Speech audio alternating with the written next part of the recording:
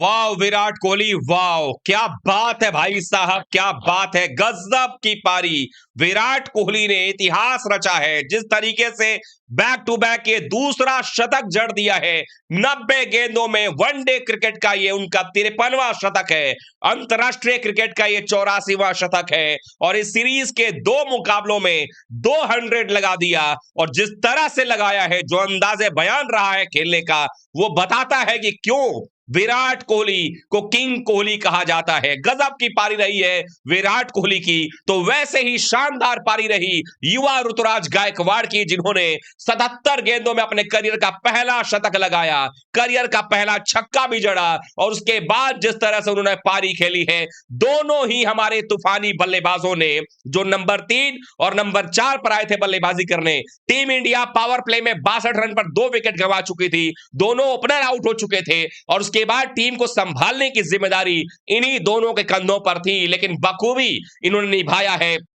जिस तरह से 156 गेंदों में 195 रनों की पारी देखने को मिली है, जो बल्लेबाजी रही, लगभग 7 रन प्रति ओवर दोनों ने बनाए। दोनों बल्लेबाजों ने मिल करके जिस तरीके से साउथ अफ्रीका के गेंदबाजों की कुटाई पिटाई की, वाकई में कमाल रहा। जिस तरह से बल्लेबाजी नजर आई, सबसे खास बात रही कि ऋतुराज गायकवाड़ ने जो बल्लेबाजी किया, उन्होंने साफ तौर पर विराट को कहा कि आप निश्चिंत से एक पारी एक तरफ एक छोर संभाल कर रखिए, आपका यह सेनापति काम करेगा। यशस्वी जायसवाल बहुत खराब खेले, आउट होकर गए। उसके बाद रोहित शर्मा पहले ही निपट गए थे।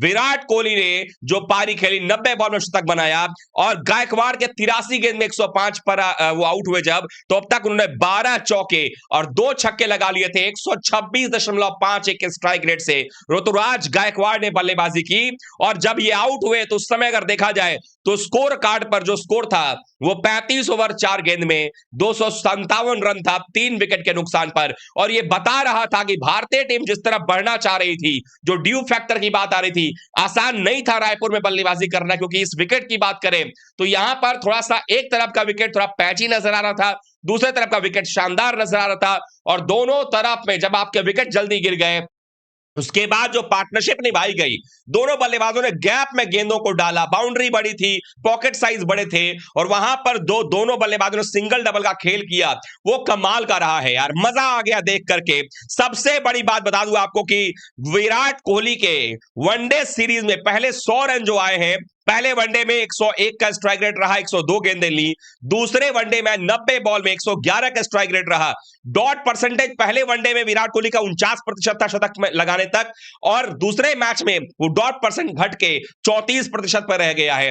पहले शतक जब लगाया था उन्होंने रांची में, तो 36 सिंगल लिए थे, 3 डबल लगाए थे, और यहां पर 43 सिंगल लिए थे, 7 डबल लिए थे, यानी कि यहां सिंगल डबल की संख्या बढ़ गई थी। बाउंड्रीज की बात करें तो पहले जब शतक लगाया तो 7 चौके 5 छक्के लगा दिए थे, जबकि इस मुकाबले में जब 90 बॉल में 100 पूरा किया विराट ने, तो 7 चौके, चौके तो बराबर थे लेकिन छक्कों की संख्या सिर्फ 2 थी। और यह बता रहा है कि विराट कोहली सिचुएशन को समझते हैं, वो जानते हैं कैसे खेलना है, क्या करना है। लेकिन जिस तरह से विराट और गायकवाड़ के बीच में 195 की पार्टनरशिप हुई, 62 पर टीम इंडिया के 2 विकेट गिर गया था, उसने भारत को इस मुकाबले पर उस मुकाम में पहुंचा दिया जहां से भारत की जीत लगभग सुनिश्चित हो चुकी है।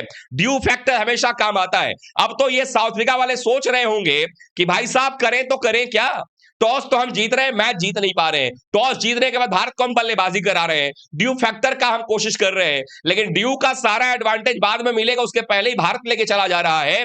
और जिस प्रकार से ऑफ स्पिनर एडन मार्करम को लाया गया, उनको पहले ओवर में 14 रन ठोका गया, फिर उनके अगले ओवर में 11 मारा गया। केशव महाराज के एक ओवर में तो ऋतुराज गायकवाड़ ने 16 रन ठोक दिए उसमें। तो ये बता रहा है कि गायकवाड़ और विराट कोहली ने जो बल्लेबाजी की, लोग कह रहे थे कि भाई ये तो जो बल्लेबाज हैं विराट कोहली, इस लेफ्ट आर्म स्पिनर से परेशानी में आते हैं। भाई लेफ्ट आर्म स्पिनर परेशानी में गायकवाड़ विराट कोहली को कौन रोक पाया शतक बनाने से? केशव महाराज के रहते हुए भी तो शतक बन गया ना विराट कोहली का। और सबसे बड़ी बात ये कि केएल राहुल भाई साहब लकी चार्म बनते नजर आ रहा है। पिछले मैच में याद करिएगा विराट कोहली का शतक आया, KL Rahul non striker end पर थे।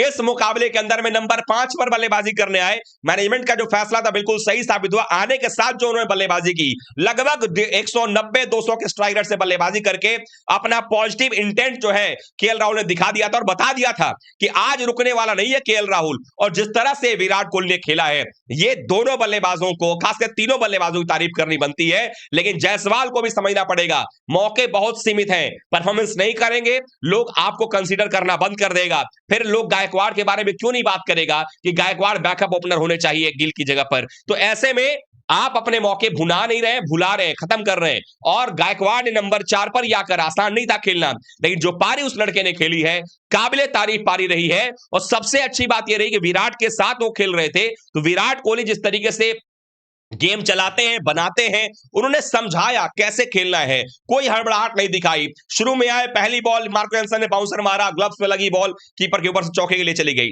लेकिन उसके बाद एक रत्ती भर की गलती ऋतुराज गायकवाड़ ने नहीं की होगी। यह बता रहा है कि गायकवाड़ और विराट कोहली की जोड़ी जब मैदान पर थी, दोनों के खेलने का तरीका बहुत शानदार, सिमिलर लग रहा था।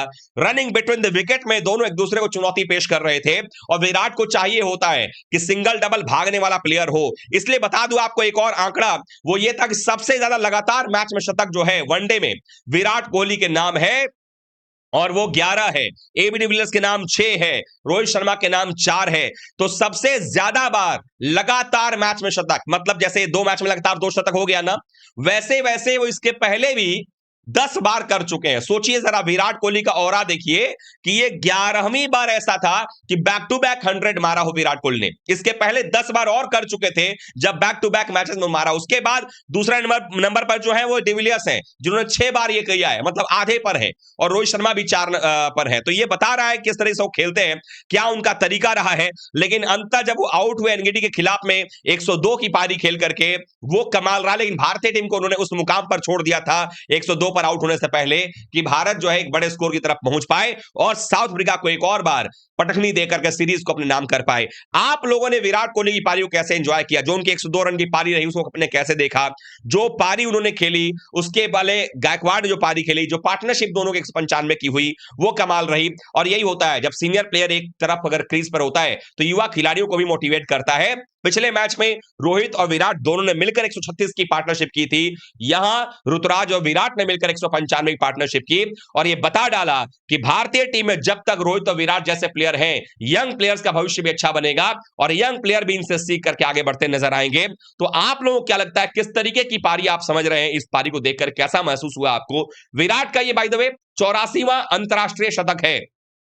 16 शतक चाहिए 100 पूरे करने के लिए। अगर ऐसे ही बैक टू बैक 100 लगाते रहे तो दिन दूर नहीं, 2027 वर्ल्ड कप से पहले ही 100 अंतरराष्ट्रीय शतक हो जाएगा। क्योंकि ये उनका अगर देखें 53वां जो है 53rd सेंचुरी था वनडे में।